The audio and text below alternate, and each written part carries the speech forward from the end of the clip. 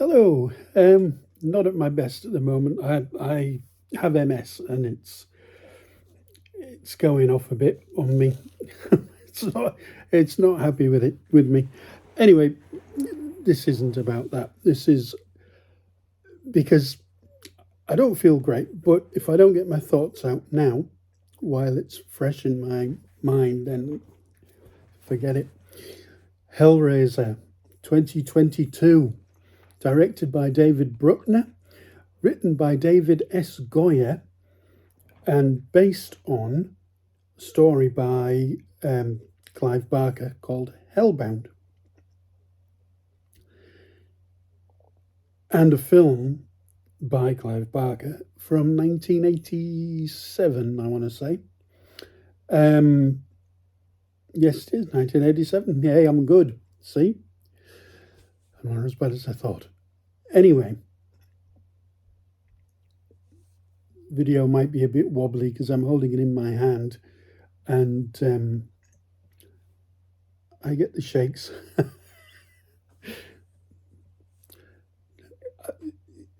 It's not easy getting old, especially when you've got MS.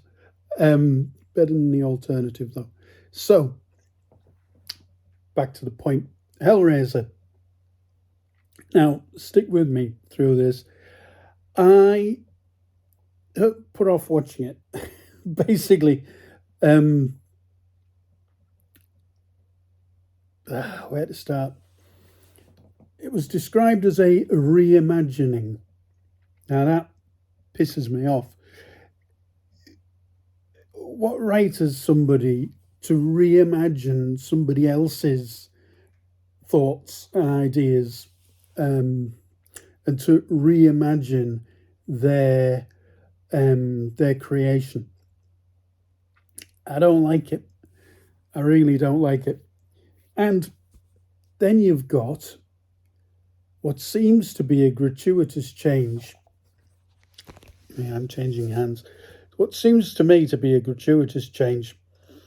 Lead Cenobite, the priest, commonly known as Pinhead, and played by Doug Bradley for umpty dozen movies, has now become a woman. And I thought, oh God, here we go. As you do. So it had a couple of strikes against it, but it's got David Goyer for it,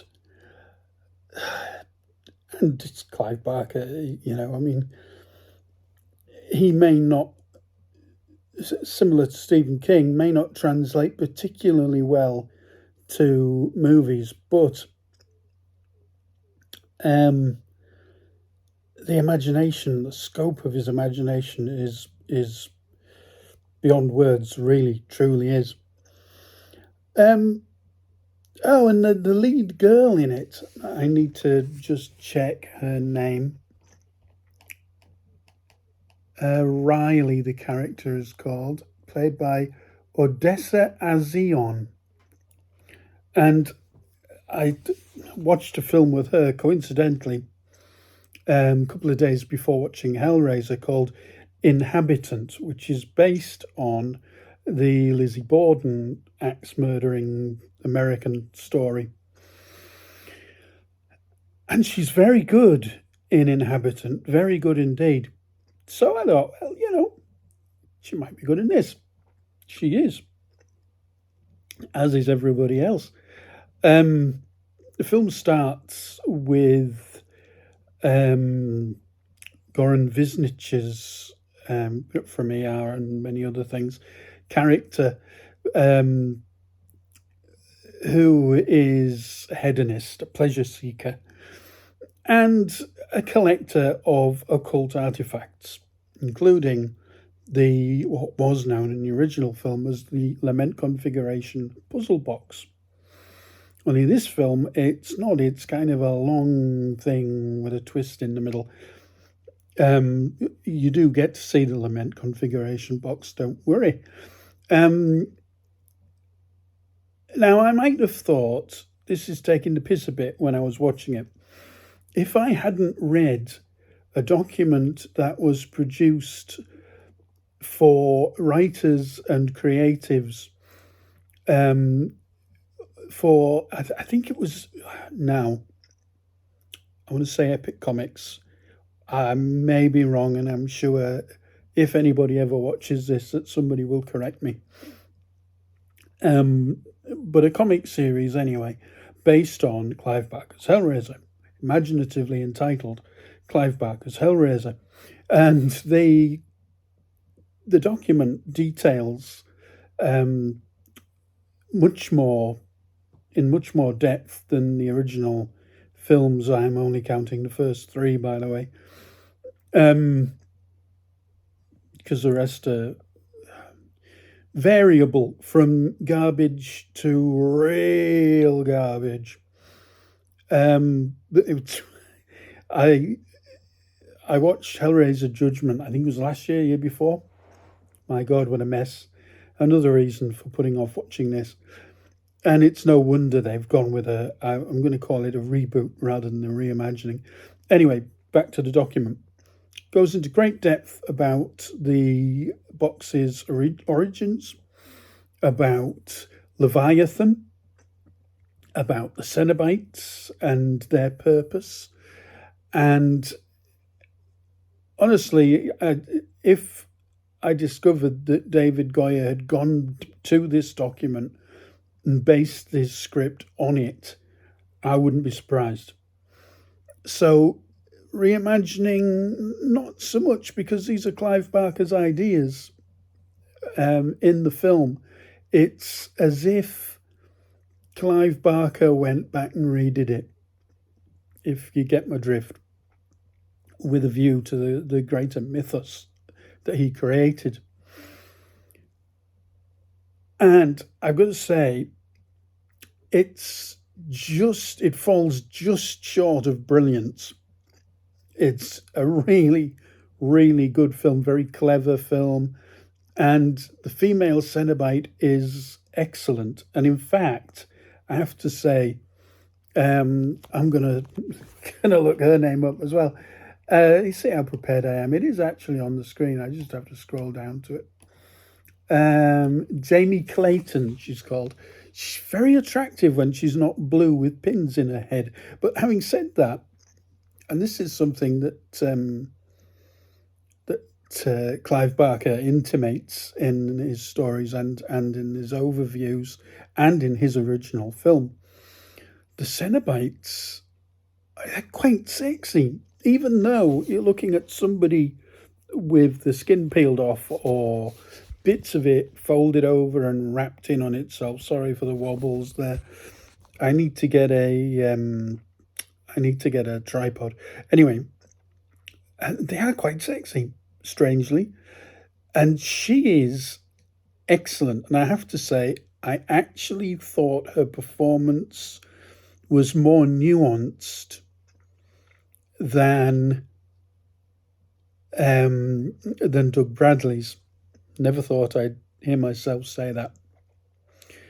Far more nuanced.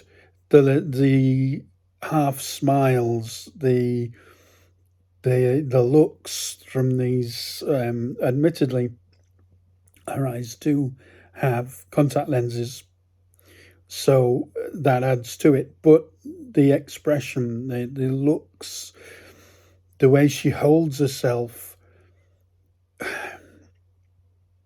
better than Doug Bradley, in my opinion, anyway. I'm sure there are others that will just look at it and go, she's shit. She's only put in there because she's a woman.